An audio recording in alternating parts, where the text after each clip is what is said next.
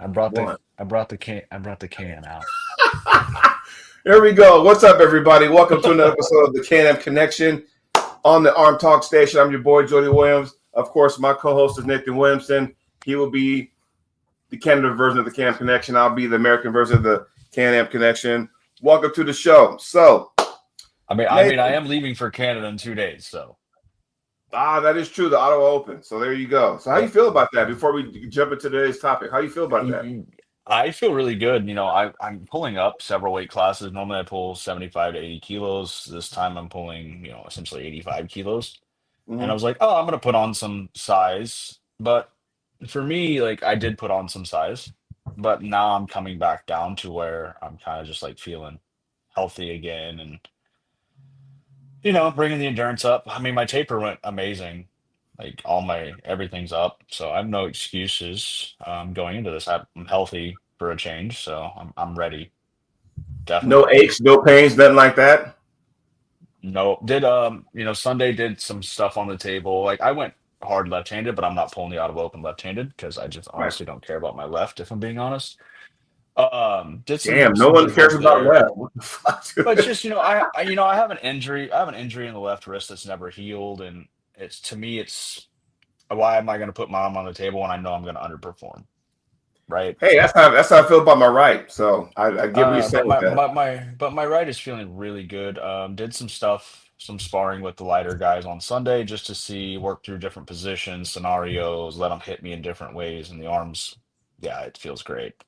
So. Well, cool. I'm definitely looking forward to it. Ready. I mean, like I said, I'm pulling the 185 class, and I'm coming in weighing about 180 pounds because I don't feel like I need to get to 190 or 95, 200 and cut down to 185. Right. It's not going to do anything. It's not going to do anything for me.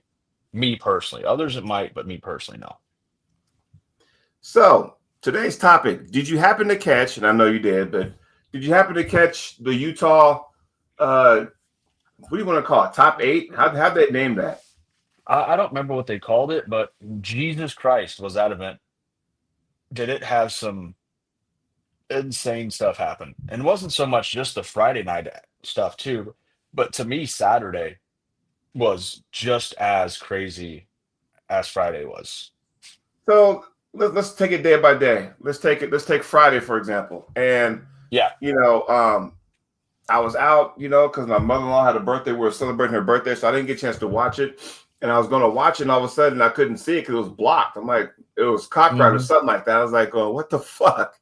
But I was able to see it Saturday. So in watching it, eight guys. We're talking about some studs in that Yeah. one night. Is that Jason 198? Merton.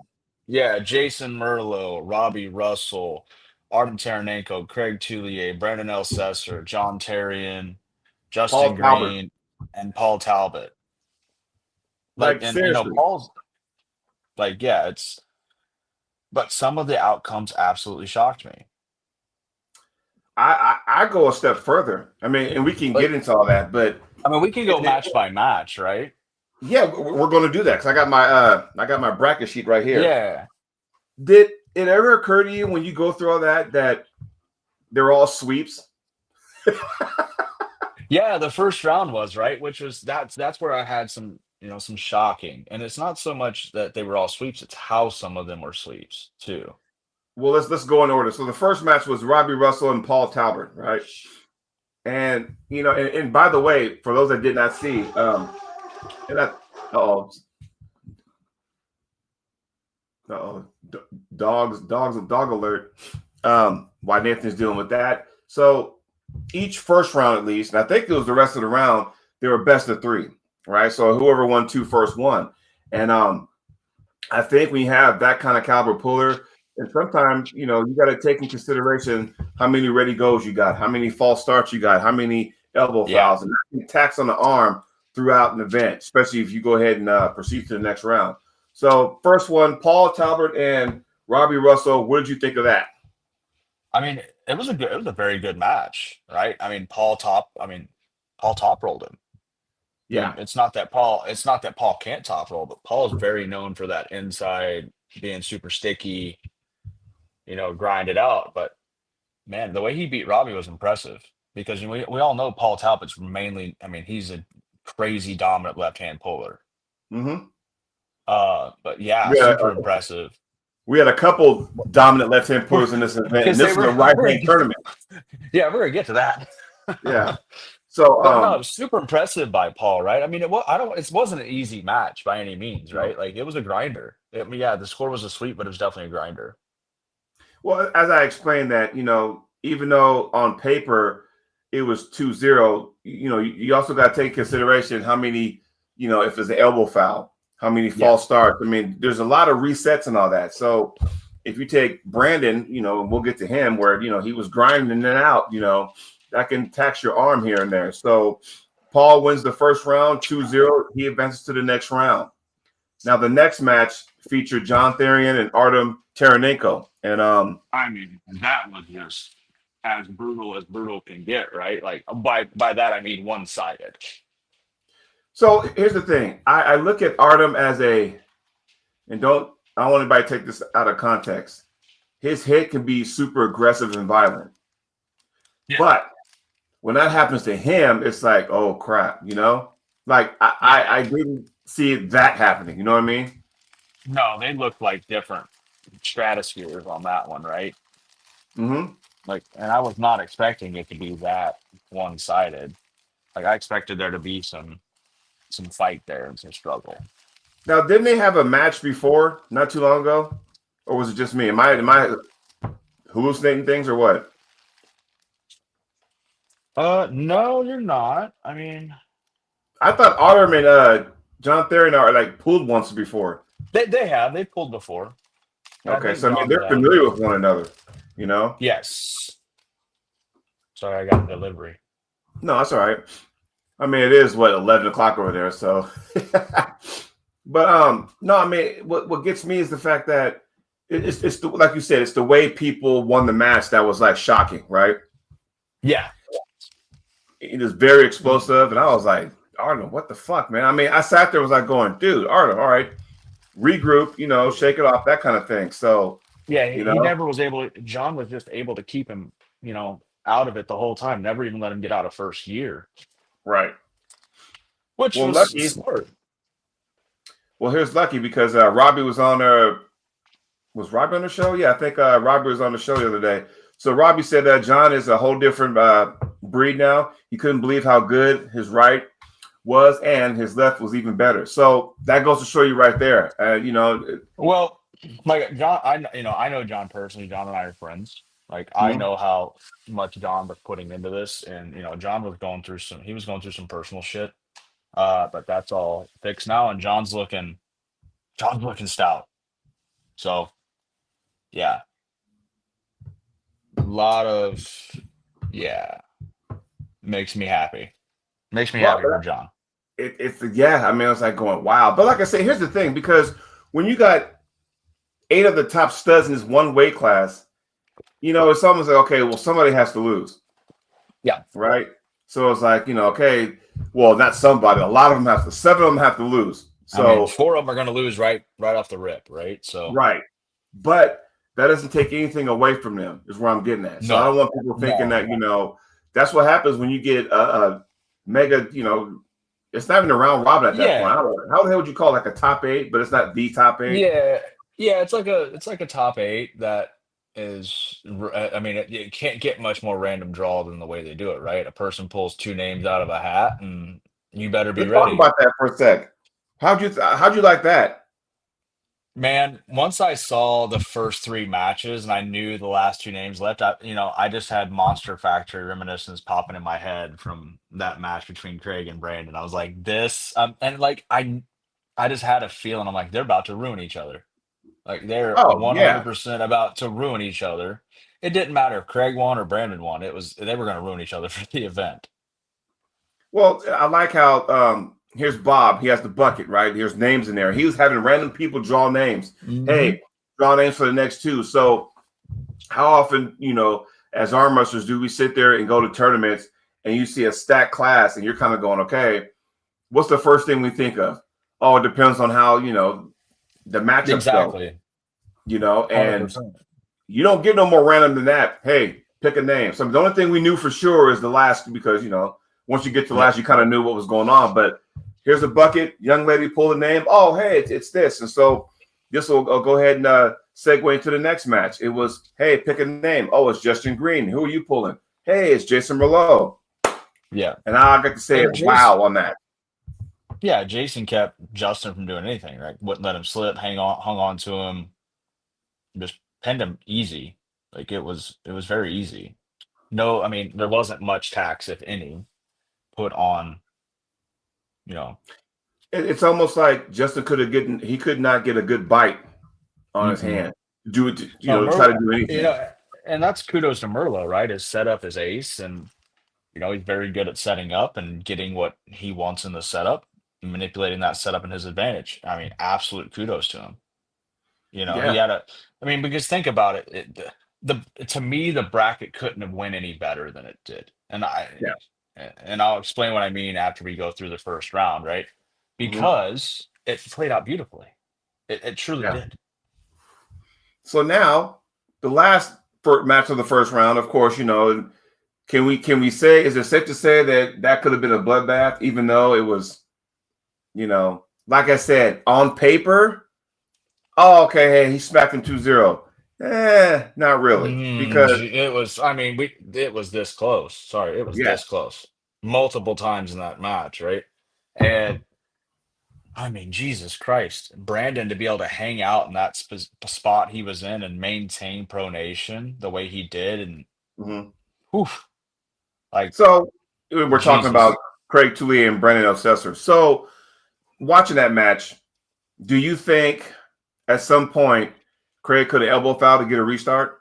Because it got to a point his hand was here and Brandon was way up here. Yeah, I mean, round one, it ended on fouls, right? Craig took 2 fouls off the back of the pad or side of the pad, whichever it was. But he didn't get one. I think he got one pin on him. No, he did the second round. Brandon pinned him. Oh, okay. Yeah.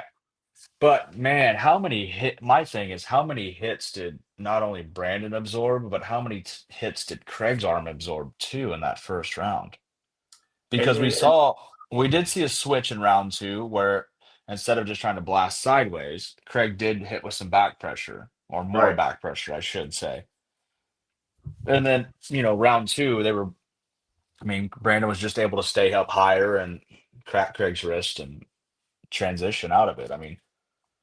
Jesus, though, that was, out of the matches that took place throughout the whole event, that was hands down match of the Friday. Do you think Craig could have, once they're in a strap, round 2, he could have just kind of clamped down, kind of drug him to his side of I don't know. But Brandon was doing such a good job keeping so much up pressure into Craig, and he is taller and has a longer lever than Craig. So I don't know if Craig could have. We saw during the Monster Factory event the way Brandon beat him was with a flop press. If we remember back, right? Yeah. Because Craig actually top rolled Brandon, and Brandon beat him, driving, in that nasty position of that arm. So, I don't know. To me, it was it was very reminiscent of Monster Factory, just a little bit opposite, where Craig was having to fight from the broke back wrist position, and Brandon was able to maintain the top roll. So let's talk about that for a second. It seemed like, and correct me if I'm wrong, or let me get your opinion. Match 2, Craig and Brandon. It seemed like the more Craig hit side pressure, the more Brandon got a little higher on his hand. Each surge he got a little higher. Yeah, Brandon was doing a very good job maintaining his height and climbing, and essentially letting, as Craig would hit, Craig would kind of outrun his hand a little bit, and he would get, Brandon would get more purchase and stuff like that. Was eventually able to transition to that press to finish off the match. But he didn't get on the first surge because Craig had a sticky part where Brandon was surging and Craig would hold him up. And it was like, okay, now what? Yeah. So again. Yeah. So Brandon wins that one 2-0. But that kind of, I thought having that match with Craig kind of maybe took some of the steam out on the next round, and I could be wrong, but when he pulled Paul. And that's what I was saying about, I think it played out perfectly. Because if you think about it, John and Merlot had the easiest times, right? And Yes, they get paired together second round. right. You know, Paul had a good match that was a bit of a grinder, and Brandon had a absolute death match, right? So Yes. so it was good. And then let's go to the John and Merlot match. That wasn't an easy match for Merlot. No. I mean, John pinned Jason right before. I mean, it was but Jason elbow Are you fouled talking about the elbow like foul? right when he came off the front there, right? Like Jason came off at the perfect time, right as John was getting ready to pin him, which is just brilliant. I mean, professional foul. Kudos Yeah. to Jason, right? But that was not an easy match. Well, okay, so again, and that's what I meant with the Craig and Brandon, because Yeah. Jason knew that next surge coming, I'm taking a loss. So when he elbow fouled, do you Hmm. think, and he got the restart? He knows, Yep. okay, I know where not to be. So going Yeah. back to the Craig match, do you Oh think Craig yeah. should have done that to make sure, hey, Maybe. I don't want to be in this position? Maybe. I don't. I know. It's one of those spur of the moment things, right? You're in the heat of the match, and sometimes you're not like going, "Damn, I need to take a foul here," or maybe you're not sure if you're on a foul, or Yeah, there's so much, going through in yeah, the middle of that. So, so much and then white of noise course, going on. and you got Bob dropping down money on the table while you're Yeah, pulling. It's like, okay, yeah. so I was like, "Oh crap!" But like, man, first was good. I mean, and then like I said, we go to John and Jason, and mhm. wasn't an easy match for Jason. It wasn't. Uh, I think there was a I mean, he moment. I didn't come thought out. there was a moment where John had him here and he stopped Jason Surges and he kind of looked to the crowd. So I'm Yep. thinking, is he looking because I got this, or Yeah. is he looking because like, okay, I don't know how this is going to end? I Oh, wasn't that's really John. sure. John does that. John gets a little. He gets a little cunty right there when he gets you in that spot, and he knows that you Mhm. can't beat. And he turns and looks to the crowd and starts smiling, like he knows he's in at that point. And I'm just like, "Yep." I saw that. I was like, "Okay, he's comfortable." But and talking to John after it, when he did pin Merlot right after Merlot elbow fouled, he Mhm. said that position, even though it was comfortable, completely just drained his arm. Oh, you're out here Yeah, because you he got to said it. Yeah, even. he said it actually blew up his arm right after that. So like when they went into that restart, and then we saw John take the foul after that on Mhm. the next restart because he started feeling that arm going, oh shit. And then after that, it was pretty well gone.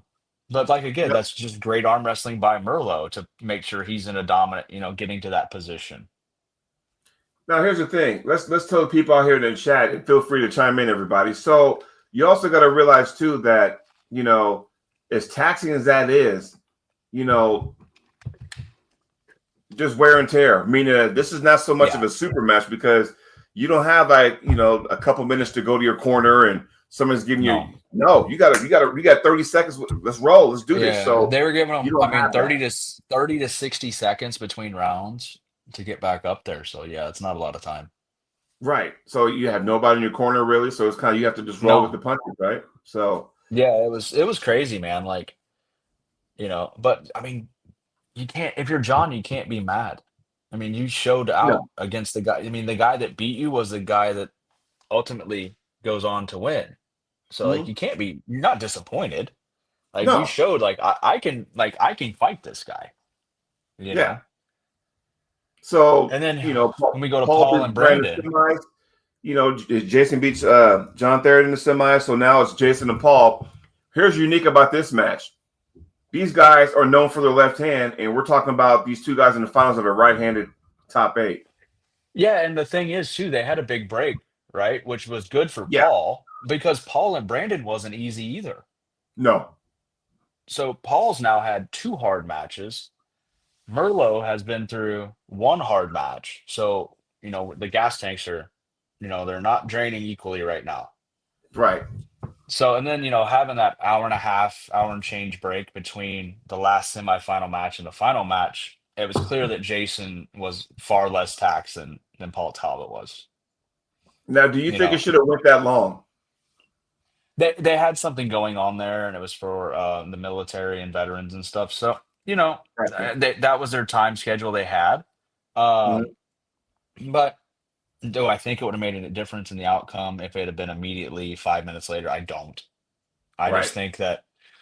due to this type of matches Paul Talbot had compared to what Jason had, there was far more stress on the arm.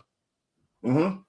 Now, with that being said, Jason wins. Didn't lose a single match, by the way, because again, No, how is it that you get 8 of the top contenders and they're all sweeps?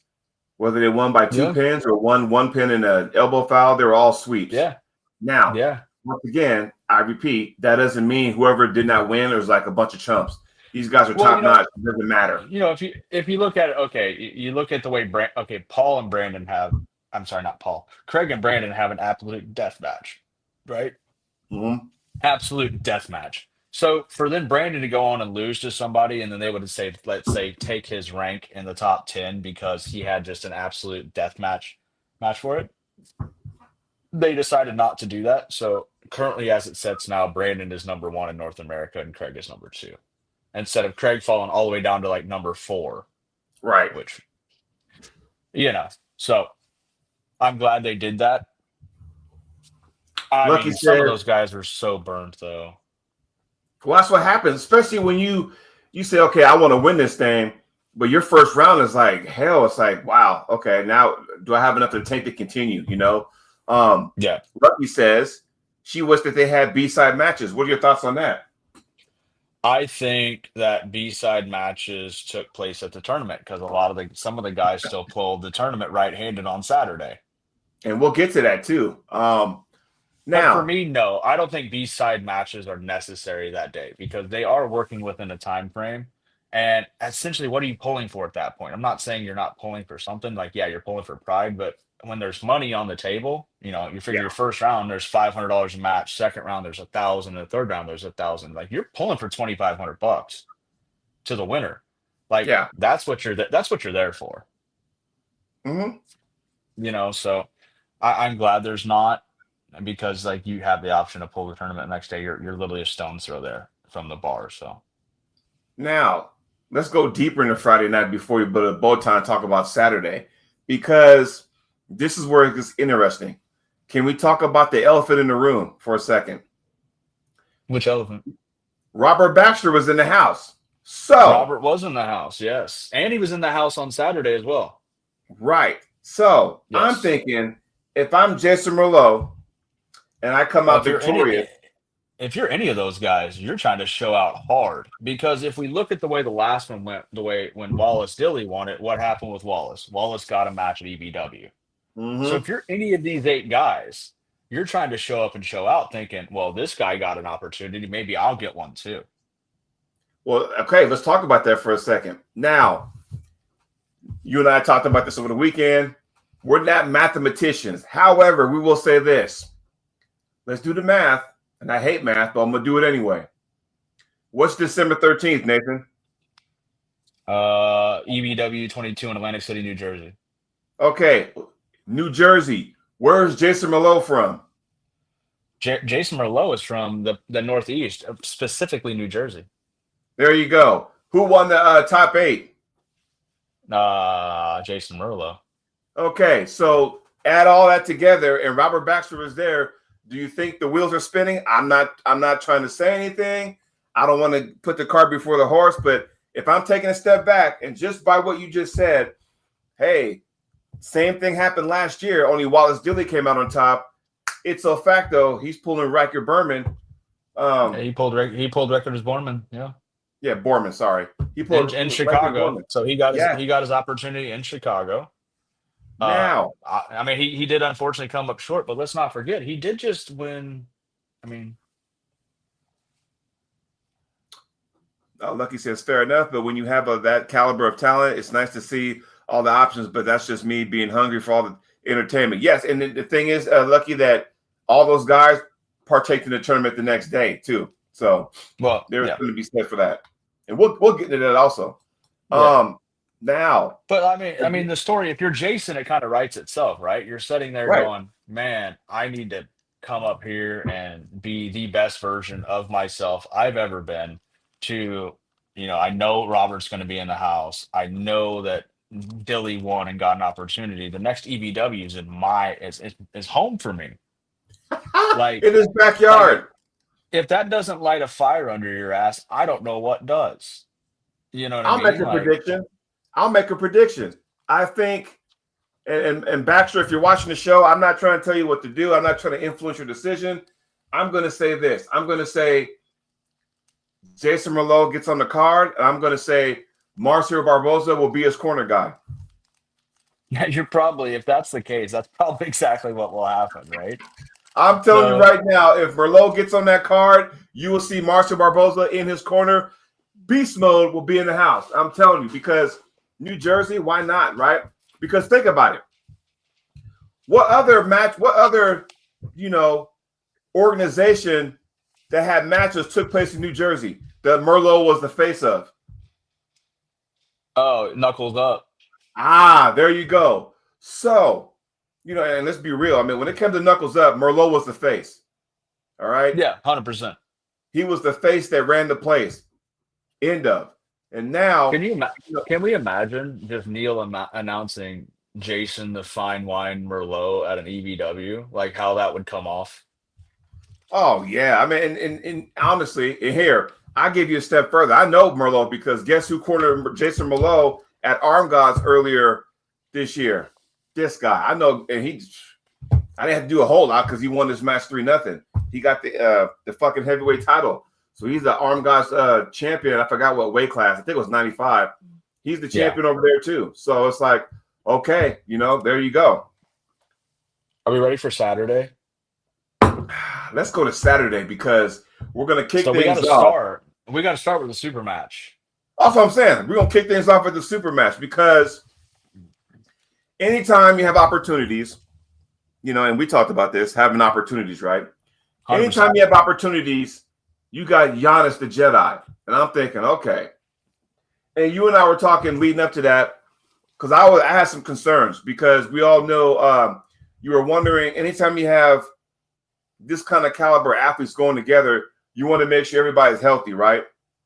Yep. And before, we all knew that Bob Brown, his pec was not, 100% because he just injured it. I don't know if it was training or whatever. And you want to know, okay, specifically. Yeah, when you pull Giannis, you got to be on your A+ game, not just A game, A+ game, and you got to make sure you're 100%. That was one of the things that kind of really, crossed my mind. Do we want to talk about how much of a genius Giannis actually is? Go ahead, roll with it.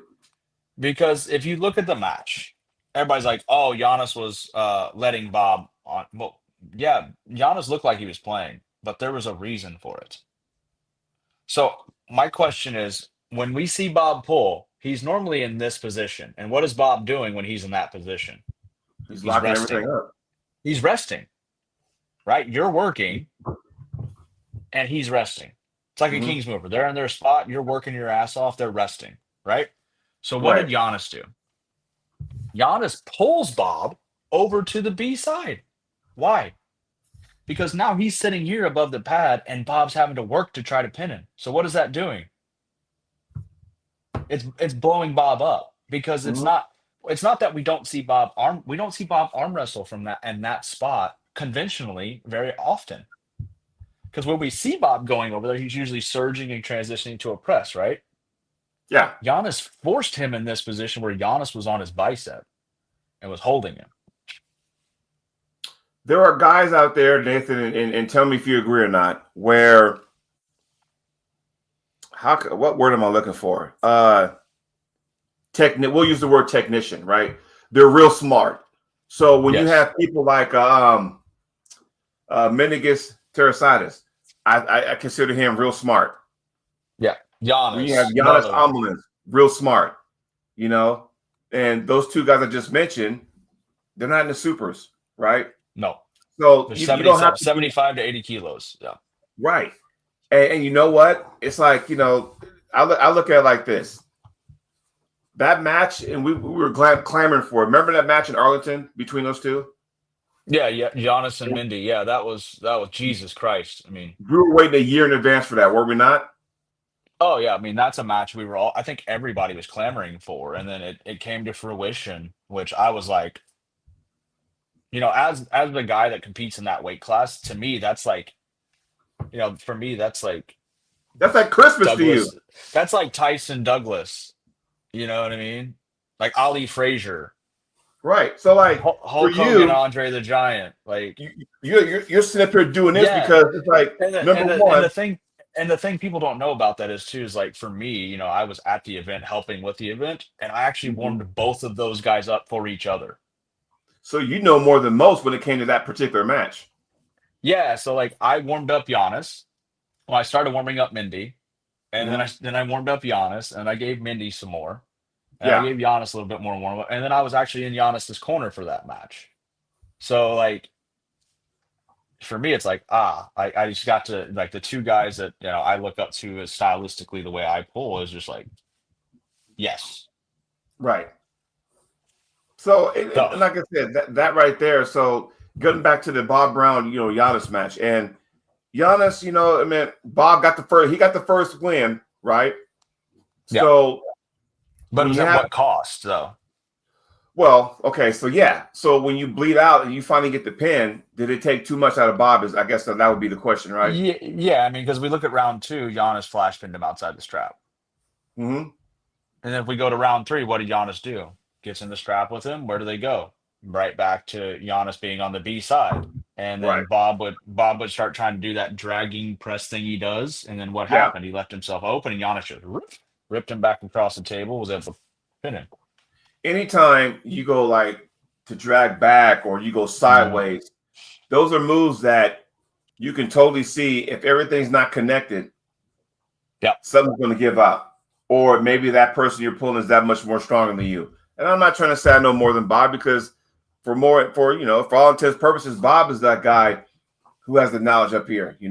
And now when you go knowledge for knowledge, it's like, okay, so it could have been the fact that when Bob goes like, for that dragon, thing here, maybe everything wasn't connected. Or maybe Giannis was that much more strong than Bob in that particular position. Yeah, yeah. I think, we see Bob the way he pulls. He's a low hand drag based open arm top roller. But Right. Giannis can pull anywhere. So he said, okay, if I take him out of his essentially his open top roll / kings move and I make him have to fight me traditionally, Mm-hmm. it's going to tax him. And it clearly worked. So watching that, does that reassure you for everybody out there watching too that, okay, I got to learn more than just one move, maybe even more than two moves, because that right there was textbook. Like, okay, that might be a move here, but I'm gonna beat you at it. I'm gonna make you try to beat me somewhere else where you're not comfortable. You know what I mean? Yeah, I mean, it makes you kind of think out of the box too. Like, because when you see somebody traditionally pull a king's move or open top roller, what do? Lose strap, come forward, climb, drag, come forward, climb, get all the height, like Hermes did to Michael, transition to that press. Right. And It's it's all just, it's a diff. strategic. You know, Yeah, and, it and was out. I know we use this term a lot these days when it comes to arm wrestling, like, oh, it's a chess match. I know we use that a lot. We Oh, really yeah. do. But when you see that match and just see it from a different lens, like when you see that from you saw it from because you know Giannis personally. So when you see it Yeah. from that lens, you probably see things that a lot of us didn't see. Yeah. I see a lot of people going, I see most people going, oh, Giannis was just playing with Bob. No, because I mean, Giannis and I had conversations after the match with Bob about Mhm. how he felt, how Bob felt, everything like that. He didn't tell me, oh, this was my plan going into it. Like I broke that down from like how I know Giannis. Like, oh, I was like, you cheeky bastard. Like that was absolutely genius. You smart son of a bitch. Like, Well, it goes to show you. So, you know, anybody going forward after watching that match, and then you kind of go, okay, when it's time for super matches, you got to have a plan A, plan well, B. if you're Cole Casper, who's getting ready to pull him next in a little over 2 weeks, you got to be thinking, am I strong enough to do that? Because it's not that you have to be technical. It's also you got to be strong enough to hold that position while Bob's cranking into you. Now, I'm glad you brought that up because, in 2 weeks, yeah, does Bob have enough? Did that take too much out of him? Because you got 2 weeks to prepare. Yeah. And I mean, And Cole, I'm not trying to take anything away from Cole, but him and Giannis are just, I mean, no, I'm not trying different to compare level. the two. Yeah. But if I'm Cole going, okay, Giannis exposed Bob to a certain degree, I probably shouldn't use the word exposed. I probably shouldn't even use that word. He kind of, took something from Bob. I'm Well, not I mean, if saying you Cole can do watch, that. like, if you watch the Corey match and the Giannis match, they're complete opposite ends of the spectrum. Right. Corey beat him with pure speed, whereas Giannis beat him with being a technician. I'm not saying Right. he couldn't have beat him with speed. He just did it differently. So if I'm Cole Casper, am I watching those two matches over and over and over again to try to get a beat on? Because in 2 weeks, and who 100%. knows, Bob might come up a little different. You never know. Yeah, I mean, if you're Cole, you just got the best footage possibly on ways to beat Bob Brown. Right. So Now, that needs to be your Bible for the next 2 weeks. and by the way, I'll go a step further because as far as that goes, Bob is undefeated at the Monster Factory. By the way, Yep. let's not forget that. Now, I'm not going to. This is kind of off topic, but kind of because Bob Brown did have a match scheduled with Danny Gillian, and then that got canceled. Well, Danny will also be at the Monster Factory, also. So maybe maybe they'll try to set some up in the future. Yeah, I mean they'll both be Because there. It's like, hey, because the crazy thing to think about those two, right, is they've both been in the sport 40 years or more. Right. They've never even gripped up and pulled each other. Think about Can that. you imagine that? Because you're around the same weight class, give or take, and Pretty much, yeah. You've been pulling that. You've been in the sport that long. You've never crossed paths. It's crazy to think, right? Like, and Utah never and had a Texas are not competitive. that far apart. You know what I mean? No. And Bob's in Arizona sometime of the year too. But to think they've been both in the sport 40 years, have been at tournaments at the same time, but have always ended up in different weight classes. Right. Yeah, it's kind of crazy to me. Now, after that, the tournament kicked off. This was the shocking one to me. So go ahead. I'm gonna let you run with that one because I saw bits and pieces of it, and I'd be remiss if I didn't say before you go into that. Shout out to my man Scott Evans, because he won the super heavyweight class left-handed. Nice. Not good hand. Don't give me that, Scott. You you did it, man. So congratulations to Scott Evans. So Lucky, if you're still watching the show, this is what we're talking about. Go ahead. What you got? To me, the biggest shocker of the weekend was not Merlot winning right-handed, because we all know luck of the draw was going to decide the winner of that. Mm-hmm. We all know that. Right. But now we're in a main draw tournament with a lot of people. There's like 17 or 18 deep in the class. Yeah. For Jason Merlot to beat the number one guy in North America at 198 pounds, left-handed, 3 times, the only person that beat him at all the whole day, for Jason Merlot to beat Paul Talbot 3 times is just like, Jesus Christ. And like I said, I'm not trying to tell Robert Baxter to make a decision, but he has to know, right? He has to sit there and go. That tournament was amazing. Like, it kicks off, Artem beats John, won. Yep. And that kind of woke John up, and he said, all right, hold my beer or my twisted tea. John doesn't, he's a twisted tea guy. Let me go put my cigarette out. Hold on. Let me crack another twisted tea and throw this dart out, and then he's going to go. But then he comes back and he smashes Artem. But so it's like, it's not, okay, I'm going to smash Artem now, but it's like, okay, Artem got that win, so you can't take that away. No. I've been in that position before. I've actually pulled Artem where I smacked him in a tournament, and he came back and beat me, multiple times after that. And then, Artem pulls Paul, loses to Paul. I mean, nobody beat Paul Talbot all day but Jason Merlot. Well, John had him beat, but once again, he unfortunately elbow fouled, his second elbow foul, as the pin took place. So, but I mean, they all had so much. Everybody that day except Merlot had so much damn wear and tear on their arm. It's hard to say what. But the reason I say it's impressive for me, what Merlot did, is him and Talbot pulled pretty much fresh for fresh in that tournament, left-handed. And it's not so much that he beat him; it's the way that he beat him. I mean, he gripped, kept up pressure, did not let Paul get into his hook, and literally just rolled sideways over Paul's hand and pinned him outside the strap. Like, not in the strap, outside the strap. Right?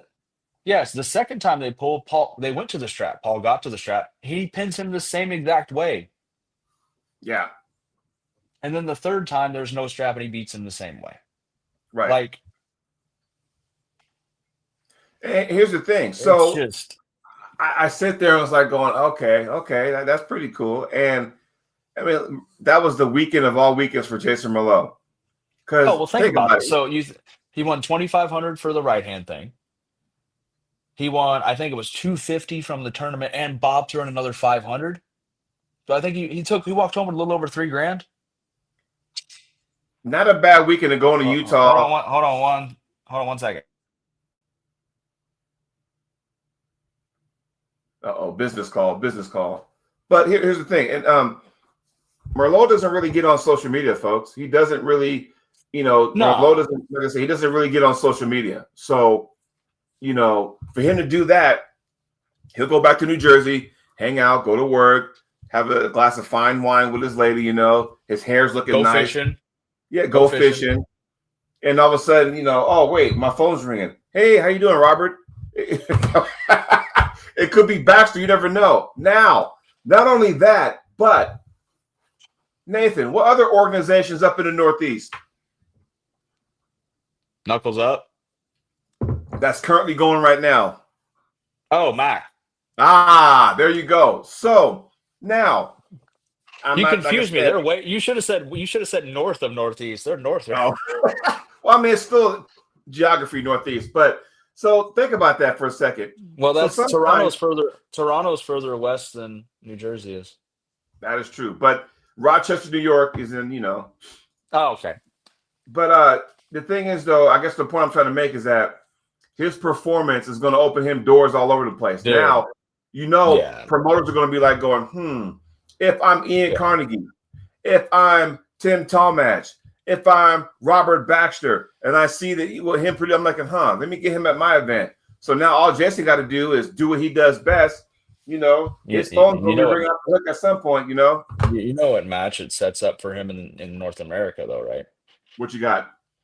Him versus Brej. Ooh. Yeah. I do get that because Vred's got a sticky spot. Well, Brej beat Paul. Oh, yeah, East versus West, right? Yeah, East versus West. And now, Merlot beat Paul. So I'm not saying that's the match that's going to happen, but it's definitely a match that could very well happen in the future. And it's an exciting one. Can Vred stop Jason's hit? And if he does, where does he stop it at? Well, I don't think Brej is keeping his hand. No. It's an intriguing matchup, is all I know. All Because right. if he beats Brej, who lives in California, I mean that 100% solidifies him as the man at 198 because the last person to beat Paul was Brej. Mm-hmm. And I'm not saying he's not right now because Jesus Christ, Brej didn't beat Paul like that. No. That was a death match. Yeah. So again, and it goes back to going, okay, you got so many opportunities because it makes sense. Like, okay, Atlantic City, December 13th. It just makes sense. But then again, intriguing. I mean, UAL has an event the same day out in California. So is Rez going to hang out there or does he get a call? Who knows? I don't know. But I didn't know UAL. No, UAL has one the week before. I swear it's the 13th. The Kringle Bowl, the 6th, right? No, it's a different one. Oh, shit. I was going to say, because the Kringle Bowl the week before on the 6th in California. I swear there's like another one. It's like the 13th, but I got to find out. I've seen that flyer, but yeah, I saw it before. It's a UAL event. It's not the Kringle, it's a different one. But again, it just goes to show you that, just because he doesn't get on social media doesn't mean he ain't taking care of business. And by the way, he's still the current reigning 95. Is it 95? I think so.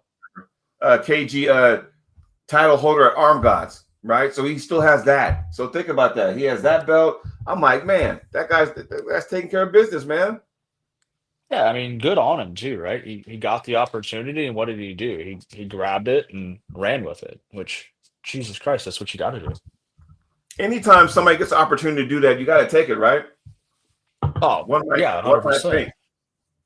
So Yeah, not a bad exactly. weekend. Not a bad weekend for No, Jason. So kudos to him. dude, Congrats. honestly, all props in the world. Like the event ran well. The camera was, from what I can tell, the lighting was good. I had no issues stream wise on YouTube. Right. Also, shout out to Utah Arm Wrestling getting that Bob Brown Giannis match out as fast as they did from the table side one, right? So everybody can Yeah. go watch that on YouTube on Utah Arm Wrestling. Go check that out. It's really good footage there. So yeah, Yes. man, it was if you were a person in Utah or in that surrounding area, it was a great week for you. And then Corey Yeah. Miller won the overall right-handed. See what I mean? So So we have events coming up. We got, December 6th, we got Vancouver, Washington. We got the Washington State Championships. And even though our colleague Tim is not on the show because he's busy at work, SB's busy moving. So you and I are running this show. We got a couple super matches that were announced. yep, I guess the one that kicks it off, me versus Louis Louis Horvath. Horvath. Yeah, I'm taking on him. This might be a future rival of mine. I've had some rivals in the past. He's going to bring the excitement. There's certain people that bring it out of me. He's one of them that's going to bring it out of me. So I got to be ready. Matter of fact, later this afternoon, I'll go to my buddy's house. We'll get some good pulling in so we can kind of really set the tone for that one. But did you see the other one that was released yesterday? I did. Brent Rockers and Cody Smith. Left hand. Yep. Yes, left hand. I love left-handed matches. What are your thoughts with that one? You got the old guard versus the new hungry one coming in, right? Can y'all see that? Yep. The Cody Smith, Brent Rockers, December 6th. That was match was dropped yesterday. That will also take place. And I know the other matches. I'm telling you right now, they're going to be awesome. But you're going to have to wait to see those drop. But I'm telling you right now, Rockers is another one. Doesn't get on social media, but he takes care of, when he gets the opportunity, he takes care of business. He's out of St. Louis there, out of Missouri, and keeps to himself. Yeah. He's been a staple in North American arm wrestling for geez, it seems like forever now. I know, right? Been pulled up flipping forever. So it seems like it. Guys. Jesus. He's got to be getting close to 50, doesn't he? I would think so, right? Boy, that guy's looking mighty. Brent, if I'm saying your age wrong, I apologize. But I know, right? I'm just trying to think. Like, shit. How old is he now? I don't know. I mean, because I'll be 50 in a few months. So that's what I'm saying. Like, yeah, I got exciting opportunity. What, you talking about Auto Open or something else? After the Auto Open, sir. So originally I was, attending for this year or next year. This is this year, so in 2 weeks after this week, so 2 weeks from Saturday. Michael reached out to me, and I was going to be there. He knew I was coming, and he asked me that if I would be one of the refs for Monster Factory. So I will be reffing Monster Factory on November 29th. Nice. And can we talk about the headliner or not? We can talk about the headliner. I think we can. I mean, nobody said we couldn't. Wallace Dilly, Corey West. Yes. But that will happen to be. And here's the thing, because Wallace Dilly's got a lineup for him. Because first of all, this month he's pulling Cody Merritt, Corey West, and then he's pulling Cody Merritt in December. Yeah, he does not have an easy month, month, I guess it is. So think about that for a second. He has right hand, he has Corey West at Monster Factory. Yep. Wallace Dilly, Corey West. Then in December, at the Fallen Hero of the Triple Crown, the finale, he has Cody Merritt left hand. So there you have. Who was Logan pulling? Logan who? Bittinger? Isn't that his name? I think so. I'm trying to figure out who exactly is he pulling. I know the Monster Factory. I don't remember. Yeah, I honestly couldn't. I can't remember if I'm being honest. Cause I know this stuff is it's out there. I know you got Jake Houston versus Sports. Yeah. I need to go look at Michael's thing. Let me see. Where's Michael? Michael needs to post all the stuff instead of just one here and then you don't see anything for a while. He needs to get that up there. Rebecca It might should have be it on coming there. out. You never know. She might. I'm not specifically. Okay, Monster Factory 6. We have Corey West. Our main event is that. Let's see. We have Myrtila Oslanov versus Lors Robakin. I Mm, mean, mm, yes. we have Bob Brown versus Cole Casper. We have Logan Bittinger versus Jeremy Parker. There you go. Then we have Micaiah Polk versus Richard Cogburn. Ooh. Makai's the We big strong have dude. Yeah. we have Ryan Ballesteros versus Dustin DeWoody. So, okay. What That's do you think about that that's match? you got to hang on to Ryan because that dude is going to hit with absolute venom with every single shot. He's a I mean, rage for puller, me, people. Jesus. And the thing with it is like it's like okay, you stop the first one, the second one, the third one, the fourth one, but it puts so much tax on your arm when somebody's just go. Let's go back and look at Devin versus Dennis. Great Okay. example. Which In a one? The static, latest one? the latest one right-handed. So what Okay. did Devin do to Dennis? He knows that if Dennis gets in his sticky spot, he's very strong there. So what Yeah. did Devin do? He was constantly dynamic, right? He wasn't static. He was constantly dynamic. And what did that do? It blew up Dennis's arm to where Dennis couldn't compete anymore. That's the Right. way this match is going to be. Like Ryan's going to come hit and hit and hit and hit some more and hit. And he's just not going to stop. Right. Like, And, and if you and the hit him thing one is, way, he's going to. Yeah. so let's talk about that. I've been there before. You've been there before where, well, we've been on both ends of the spectrum. But for this argument, we've been there before where we received that, we absorbed that hit. I guess you could use the word absorb. Yeah. We Yeah. absorbed that hit over and over.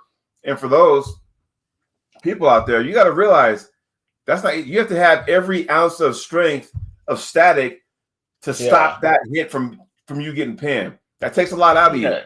So imagine that going over and over and over again. Because when I say rage puller, this is what I mean by that. He's coming with, like you said, venom. He's coming. Oh I'm hitting. my God. He's going to bite down that mouthpiece. He's going to sit there and just keep going, keep going. And arm be damned. He does not care. He's going No. to.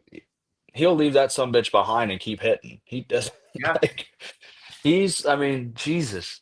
He's the epitome of rage. Yeah, like, and Well, it's that's why going I to be say rage aggressive. puller, but And I don't mean he's I going to don't mean bite. it that And way. like I said, he wears a mouthpiece for a reason.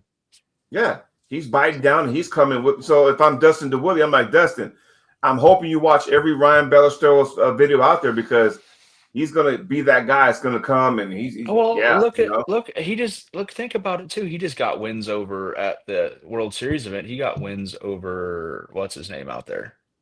He got a left-handed win on David Aguian, Mm-hmm. which Think is about just like, that for a second. So here, and he beat Dallas Langston right-handed. And we know that Dallas gets in that static spot. He's an absolute animal. he pulled in the right through scrap. it. So I guess the moral of this story, Nathan, and everybody out in the chat, always bring your A game because you never know who's watching. Yeah, it's Jesus. You never know who's watching. Yeah. So I found the rest of the matches for Monster Factory. Oh, go ahead. Oh, Danny Gillian. Who's he pulling? So we got Trey Sweet versus Grayskin Prokopi. Mm-hmm. I think I'm probably butchering your name, Grayson, and I apologize for that. I'll figure out how to pronounce it when I see you at Monster Factory. For that, I apologize if I did. We have Danny Gillian versus Adrian Morrison, who is the number one out of Oklahoma. Then we have Jake Houston and Dan Schwartz. Yep. Fourth match is going to be Dakota Bean versus Roger Learned. I'm assuming that's left-handed. Mr. Learn. Here's another guy that's been, getting crazy. Oh, that would, would be a good match. Roger Learn versus Ryan Ballesteros. Fifth match is Saray Brown versus Raymond Lilemo. I'm sorry again. I'm probably not doing your name justice. And I apologize for that. On the card too? Yeah, pulling Raymond Lilemo. Like I said, I'm probably not doing great on your name, and I apologize for that. Then we go to 6 is Ryan Ballesteros to Woody. 7th is Michael Polk versus Richard Cogburn. 8 is Jeremy Parker, Logan Bittinger. 9 is Bob Brown versus Nicole Casper. 10, Lars and Myrtala. And then the main event, as we all know, is Wallace Dilly and Corey West. No ladies matches? I don't believe so. Okay. Wow. All right. Yeah, so it's interesting, man. It's a good card. Like It's going to be November exciting. 29th, right? It is, yes, sir. So again, that's a don't big know if day. there's ladies. That's a huge day. Like I got to sit there and be like, okay, I get off work at 6 a.m. that Saturday. And remember, it's free. Yeah. So okay, so here. Different start times. Because also November 29th, we have the Max / Global Elite event that day.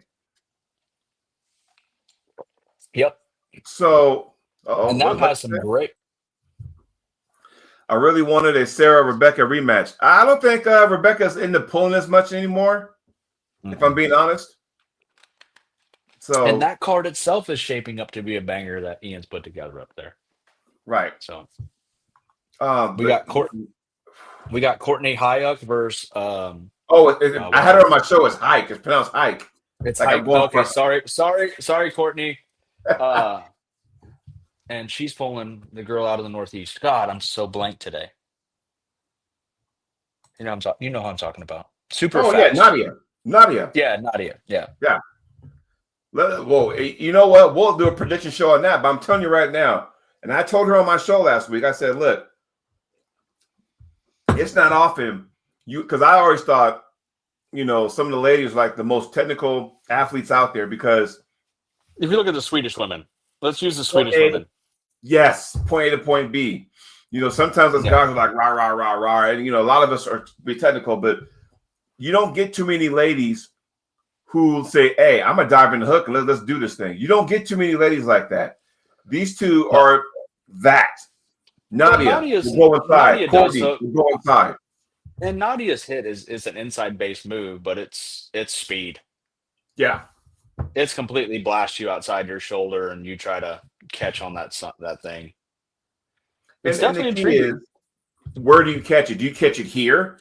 Do you catch it down here? Where do you catch it like this? And if you catch it like this, you're in a bad way. Yeah. A lot depends on where you catch it, how you catch it. 100%. And like I said, we got what's today, the 11th? We got plenty. Oh, and by the way, Mr. Nathan, happy Veterans Day. Oh, it's also, thank you, Jody. It's also Remembrance Day in Canada, too. Yes, Remembrance Day in Canada. Happy Veterans Day to all the veterans out there. Thank you for what y'all have done for us, keeping us safe. Thank you very much. Just thought I'd get that out there. So yeah, and I like I said, until you said that, I was like, oh, it's also Remembrance Day in Canada, which is a federal holiday up there. So we got to remember to do that, And here you go, Mr. Parliament.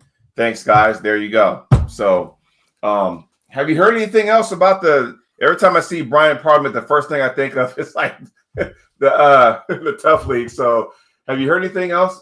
Like I know Marlene has a squad taken care of. We know Ryan Espy is going to be a part of the BC team, and apparently, I don't think it. Big shout out Mr. Oliver. He says thank you. So there you go, Nathan. That was towards you. So, I think because I always thought originally with this Tough League is that okay, you probably had to be in the vicinity of the team, right? Not the case. Well, I mean, Ryan Espy lives in Manitoba. Manitoba, there's like three provinces in the middle of that, right? Because you got to go through Saskatchewan, you got to go through Alberta before you hit BC. So there's there's 2 provinces in the middle of that. So apparently you don't need that. Let's just, just for sake of conversation, right? Me living in Bend, Oregon, I'm closer to Vancouver, BC than I am to Las Vegas. Yeah, 100%. Yeah, that's the other team. So go figure, right? But still, it's just like, it's one of those deals. And like I said, we can talk about this, but the next matchup is February 21st, Team Calgary, and you got Team BC going at it. So I think it's the BC Who are they? The Wildcats and the Calgary. It's not the I said Stampede. yeah, it's Wildcats. I remember I said they should have been the BC Bearcats, but Yeah. yeah. I can't remember what the mascot is for Calgary, but Brian knows it. He's a part of that squad. He knows Oh, here it everybody. comes. You know, Rangers. Rangers. Okay, there you go. Cool. The Rangers. But I'm telling you right now, like look at these rosters. Because even I think I was like, oh, okay, that's a deep squad Calgary has. And then I saw BC's squad. I was like, going, oh, okay. Think about their be easy. Yeah. They got Fraser Benoit and Espy and you got Alex and Martinez. So yeah. So man, there ain't no chumps over there either. So when you see that kind of roster, and you see the Montreal team with BLM and Therian and Pork Chop, and I'm like, good Lord, and they look good too. Their first time out. Yes. So you kind of go, okay, well, and understand you got Toronto. They had Rick Heidelbrecht, who's recovering from an injury. Rick, get well soon. You got Alvin the Hitman Ford on that squad. Was Jake Charles on that team? Was he? I think so. Yeah, Jake Charles is on that team. And then, I can only imagine what what you got? I was checking my iPhone boxes. Oh. See if the Chargers got left in them. I can only imagine what the Team USA squad is going to bring. Yeah, that's interesting, right? We'll know in August, and then we'll know in what is it, May? I think the first one's in May. I think it's going to be Long Island and Tampa, and then Long Island and Detroit, and Tampa and Vegas will be in August some point. So we'll find out the closer we get how all this unfolds and stuff. So you know what I mean? It's an interesting concept for sure. Mm-hmm. We also got to remember that this weekend it's Texas State, El Paso. What are you hearing from that? Like, do you know how many are going? And that kind of stuff? I do not. I know Anthony and Robbie are going, and then Robbie's going to get some stem cells in his distal tendon area to help fully recover that thing. So he'll be off a few months. He'll be off a couple months after that, probably 6 to 8 weeks. Robbie will. But still, Texas State for all those, it's $500 per class per arm. So women is 54 plus. $500 to the winner, left and right-handed of both of those classes. You hear that, Lucky? Then you have men as 54, 78, 6, 98, 220, 42, and supers, and each one of those classes pay out $500 to first place too. So if you think about it, what is it? 54 women, 54 plus, 54, 76, 98, 20, 42 supers. Right. If you do the math, guys, that's $8,000 paid out. So if you're a guy that's a 98er or a 220 guy, it's like I can run the roost, you can essentially walk away with $3,000 to $4,000. And we look at what Jason Merlot just did. So you know what I mean. So it's a good opportunity. I'm sure there'll be a lot of people coming in from the western side, Arizona, New Mexico, probably from Mexico as well. So yeah, get out there and try to win some money. And then Texas is the place. And then Ottawa Open is taking place this weekend too. Is that this weekend or next weekend? That is this weekend, sir. Okay. And you leave what day? I fly out Thursday. Do we know who's going live with that? I don't think there is a live. What? I don't believe there is a live, but it's a 2-day event. You have the seniors. Going on too? I don't know. Don't ask me. I'll do some live from there. How about that? How? And I'm not pointing the finger at you. No, I'll do some Facebook live from there if there is no live. I'm trying to figure out, and I'm not, like I said, I'm not pointing the finger at you. I'm trying to figure out how the fuck does a tournament that big, because we all know when you think Ottawa Open, what's the first thing you think of, Nathan? Giant classes. Yes. Bison. And the other thing, those bison statues. How the hell does no one want to, attain one of those things? Like, Sarah, how do you not have that live? What the fuck? So I'm gonna give it my all. I'm not going there to suck, obviously, but right. It's a tall ask to win a bison, man. Those classes are very large. Yeah, see, Brian knows. Brian, are you going? Are you going there? So that'd be kind of cool. But yeah, I mean that's is there a flyer for that? Yeah, Eric got one. I'll send it to you. Yeah, send it to me so I can repost that thing because I'm like, man, Yeah. I have one from Eric. Oh, speaking of Eric, this is the type rescind. of person he is. Yes, Let's speaking of go. Eric. So Eric reached out to me it was a few weeks ago and said thank you for how we've been promoting his event. So Mhm. Eric, we see you, we recognize what you do and how great your event is. So, and we definitely appreciate that, man. So, Yes. And for our show that Nathan, Ryan, Tim, and myself try to do, I know we talk about prediction shows and I know we talk about the ins and outs of the sport, some good, some bad, whatever the fuck. But we also try yeah, to, get each other's events out there because that's what we do. We want to make yep. sure that, hey, we also try to give people a platform. The last platform, thing we did, we had, the IFA WAF thing, and that kind of that was a part two, 1 and 2 of that episode. But still, what we try to do is get events out S- there. Some of us And were some of us were a little cantankerous on that show. It might have been myself and Neil. I don't know. Um, I mean, there were some questions that need to be asked, and they got answered. Now, whether the answers were you know what we expected. acceptable, yeah. I mean It that's is a what whole it is. other story. But Yeah, it is what it is. We still appreciate him for Anders for coming on and at yeah, least, I mean, going through the ringer a little bit, right? And telling his side and stuff like that. So we definitely respect him for doing that as well, right? Like he didn't lose respect in my eyes from coming on there and saying the no, things he said. If anything, he gained more because he was willing to answer the hard questions, which I feel it's like like, everybody should be able to do.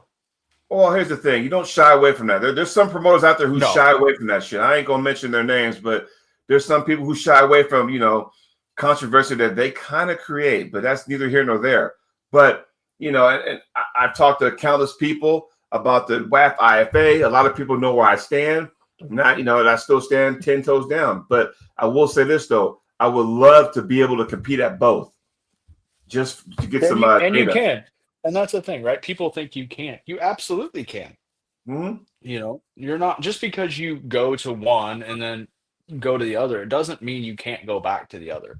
It does mean if Right, you go to one first and then go to the other after going back to that one that you can't go back again. Yes, that's exactly what it means. But just because you go to one first doesn't mean you have a lifetime suspension from the other. Like that's an right. absolute misconception.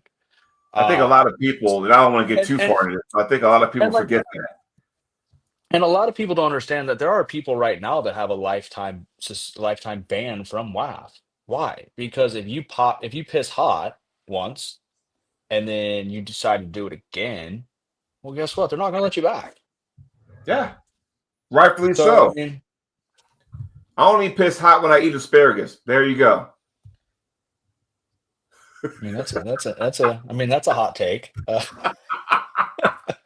I know that was That might TMI, have but still, that might have been. I was about to say that might have been a little TMI for the end of the show, but I guess we can end it that way. but in all actuality, because yeah, I would love to You know, sit back and go, yeah, I here, competed this, I competed that. here's one thing I would say too, Jody. And people may not like the way I'm about to put this, but I honestly don't really care because I don't have a filter. If people would do their time, if people would do themselves a favor, and every time X posts something or Y posts something, they feel like they need to chime in, like, oh, if you do that, blah blah blah. Just shut the fuck up.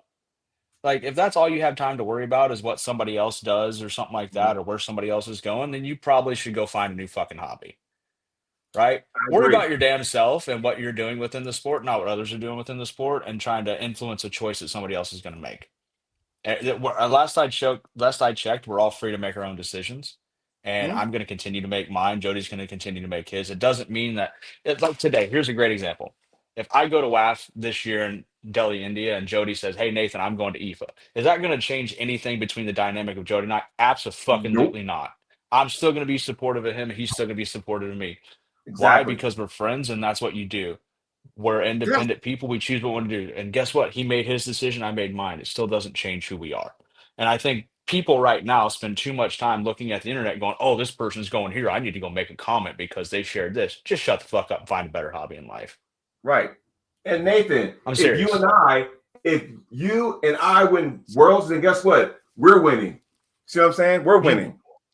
That Exactly. that, that Right. So So Yeah, yes, I think that's the people. thing people need to understand. Like, live your own fucking life. Don't try to influence others as to what they're going to do. Let them make their decisions and support their decisions. That's what we're here for. I mean, that's what a friend does to a friend. I mean, if you're sitting here going, "Oh, well, if you go here, you're going to get this," well, then you're just being a dick. I don't care what anybody says. You know Like, what? Can I piggyback on that? Like, yeah, of I course, would love to go to, auto open, but I'm not going. So I'm like, Nathan, go kick some ass, keep me updated, 100%. Um, whether you It's go the to same thing. WSA, I'm not hey, making it go to have fun, Washington State man. this. I'm not making it to Washington State this year. I have too much Hmm. stuff going on with that time frame. But I'm still going to be like watching the match or supporting Jody and hoping he just runs through Lewis 3-0 like he's a joke. Yeah. It's So all about support. And I think some way, somehow we kind of forgot about that. We kind of forgot about, hey, I got friends on that side of the fence, and it doesn't matter. It's like, hey, man, I support oh, everybody. I try my best to do that. I forgot something. Look at this. I forgot this. Did we What you get? see the newest, the latest in the hook rankings? Did it get fixed already?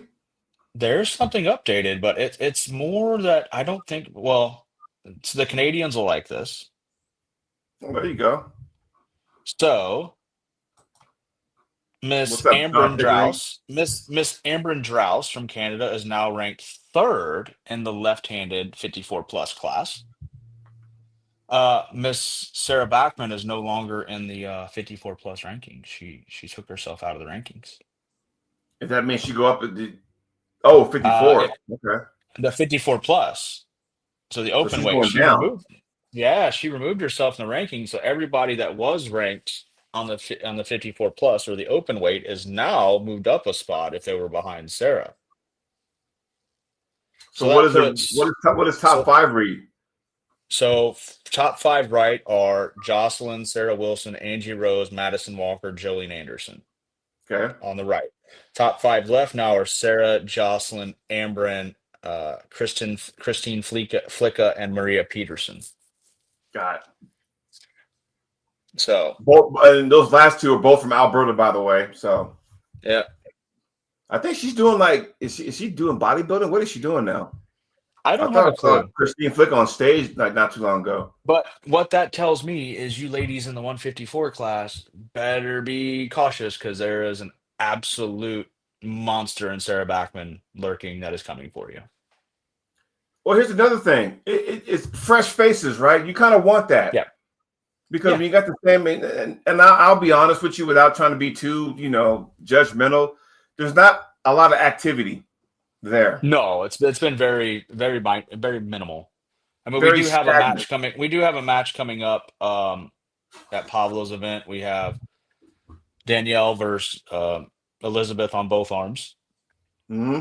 What day is that again? It's this month. Give me a second. Is it the Because 20? I think it's the 29th, right? Or the 22nd or 29th. I want to say 22nd because I know they're not at the Global Hold Elite on, event. let me look. Hold on, I can look. I can tell you. But I tell you what, let's just say if Courtney Height takes down Yeah. Nadia, rest assured Yeah, she has to be up there, right? so 12 days. So it's 22nd. 22nd at noon, Okay. guys. Sorry. Because you would think with the way trajectory, Courtney Height goes up there, she beats, Uh Mario, I was slated to come. Uh Jocelyn was originally gonna pull a match and I was gonna come up there and that's Matt Oliver, right? Yeah, it's Matt. yeah. I was gonna come up for that and corner her in her match, obviously, but then that got um unfortunately, her opponent had an injury, so that wasn't going to happen. So I will be at Monster Factory that day. But this week, I fly in Thursday and I'm leaving out Sunday. So I will be in Ottawa till Sunday. Yeah, somebody has to go live because Eric was saying I know he's gonna be busy with all that, but still, Yeah, like, if dude, if, if there's nobody, yeah, like I said, I'll try to do some Facebook Live stuff. I'll take my tripod, my gimbal, and take it around and run around like an idiot. yeah, but So still though, I mean that's good though, man, because I'm kind of curious because we all know. So what I'll do is I'll do a Facebook Live on Friday when I go weigh in. Hmm. and then Eric Oh, can say there you go. hi and stuff. So I'll do that, and then we can do some stuff like that. So that'd be cool. Because that is the right now that is the biggest tournament in Canada, is it not? Oh yeah, I mean, so I think the three biggest normally are the Quebec provincials are normally absolutely massive, which I will be at Hmm. next year. And then you have, depending on the location of their nationals, it's usually nationals is one, I believe Ottawa's two, and the Quebec provincials are right there with them, like two, three. So like those, I mean, you're talking 600 plus entries for all those events. Yeah, I mean, in yesteryears, for you newer pullers, it used to be the Mike Gould was the biggest tournament, in Canada, and that kind of, Yeah. that's no longer, unfortunately, that's no longer an event. But now the Auto Open has gotten bigger and bigger, and just like Dude, here in the it's States, where we want to go to Michigan State, get one of those gorilla statues. The Canada version is those big bisons. You want to go ahead and get your statue, go ahead and get that. well, I mean, If you let's like look at the event. dragons, I got two Let's look dragon at the. statues back here for Winter Blast. There you go. Yeah, I was gonna say, let's look at the events that had those sick trophies. You had Mississippi State, The had Bulldogs. the Bulldog, Hmm. uh, not Washington, sorry, Michigan State with the Gorillas. Yep. Winter Blast now has the Dragons. Didn't Florida have a Gator at one point, or still Yeah, they did. does? Yeah. So I mean, there's a few. But then I thought Louisiana had a Gator at one point too. They do the belts, really nice belts. Yeah. Yeah. Okay. Yeah. Yeah. Usually the Midwest has like swords and hammers or whatnot. Yeah. So there's some Yeah. cool stuff out there. So I mean that right there, Mhm. and I know a lot of pullers are all about pulling for cash, and I get that, But tell you what, when I got two of them statues sitting back there on my mantle back here behind me, I'll be like, hey, you know what? Oh, Cash is great. Cash is great, but a sick award to put up on your mantle looks pretty cool too. When people come over to visit, oh, where'd you get that at? Yeah, I know. Like, okay, so any of you that have, that's just actually a perfect segue. Any of you that have ever had the opportunity to go to Pablo's gym in Chicago, it's awesome. He has all of them, like the trophies he's won, like Spartan helmets and shields and the Monster yeah, Factory axes right when you walk in. But he has them all up on a shelf around his gym, and it's really cool. I got an So Aries helmet. we're It's we're actually trying to encourage Pablo to come up and get a bison. right. So at one point, so he doesn't have a bison. He goes, "Oh, I want one." So Okay, so this is what we're talking about. You got Pablo, if not one of the strongest guys in North America, right? And he's like, I want a bison. Because again, you see that, man, that's pretty cool. I mean, you take that bad boy, you put on the scale. Oh, my dragon weighs 9.2 pounds, by the way, just so we're clear. Okay. yeah, So I got two of them bad boys. So here, quick little story. Last or earlier this year at Winter Blast, I went there and the only bag I took was the one that had my clothes in, right? And now, how often, Nathan, do you go to a tournament or even go somewhere and you leave with some of the stuff you have, but then you come back with more than when you left with, right?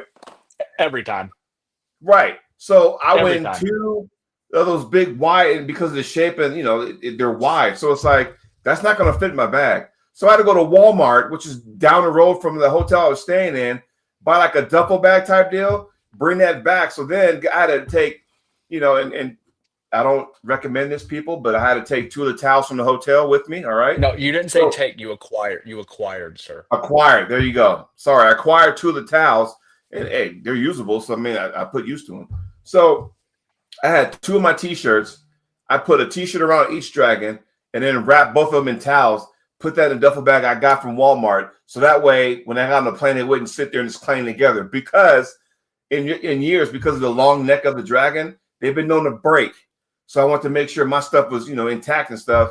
And then I almost had an issue putting it overhead because I'm like going no way, and it wouldn't. I had to like do some of this maneuvering for it to go in there to make it fit. I'm thinking, all right, I'm cool. So I made it back, and the first thing I did when I got home, I looked to see if there was any cracks. No cracks. Everything is good. So there you go. But just to let you know, now, Dude, I can't tell you the last time I went to an event and didn't come home with more crap than I needed. see, It's the same thing. Like when I go to these expos or something and do events, like it mm-hmm. never fails. I'm coming home with way more shit than I went with. Whether it Like be in it's shirt, just, jersey, whatever, yeah, dude. It's the like swag bag. Shaw Classic, for example. Like Carrie and Brian were so gracious; they loaded me up. I came back with way more shit than I left with. You know what I did like? that we'll probably never see now. If you won your match at Knuckles Up, you got a chrome brass knuckles with Knuckles Up on it. Yep. Now, for some of you guys, I mean, you Those probably are can't carry paperweights. brass Paperweights. paperweights, but they go in your hand, but they're paperweights. Yeah. That'd be kind of hard to kind of convince security through the airport what you got, but that's why you just mail them home. Yeah, it's just like, hey, I won mine. Could you mail mine back? You know, but still, Well, remember like, they were doing wow. that time they were doing the guitar. That was the first one, wasn't it? Yeah. I think Pablo won that one. Didn't he win a guitar? Yeah, I think Pablo won a guitar. Yeah. So I mean, I'd rather have the paperweight, honestly, but you know, because that's cool because it's like, oh, Knuckles Up. There's a paperweight. That's awesome. So I mean, there's some sweet awards out there, people. And I like that. Yeah. I think they draw a lot of people to your event too. Like they just do. Hmm? Right. Like they are definitely an eye grabber. Like, oh yeah, I want that. See what I mean? So there is a spot for everybody. Like, well, I've never been to Michigan State, but I will be going to try to win a gorilla, obviously, once everything kind of calms down. So I'd love to go to Ottawa one year, but I got some stuff in the works next year, so that may not happen. But nonetheless, you know, we'll figure things out. Well, my friend, we are 1 hour, 21 minutes in. I'm gonna go ahead and put a bow tie on that because I got to go ahead and get some training in later on this afternoon. So I'm gonna go ahead and bid you a farewell. But everybody in the chat, thank you for joining the show today. I hope you enjoyed it. I know half of the crew was on today. I made a bow tie. There you go. So just want to thank everybody for joining us on the show today. You guys enjoy your Veterans Day. Some of you guys may be working, others may not. Again, for all of the veterans out there, thank you very much for what you've done for us. We appreciate your services. You guys enjoy yourself. It's your day. Do that, please. Later. Signing off, everybody. Enjoy the rest of your tour.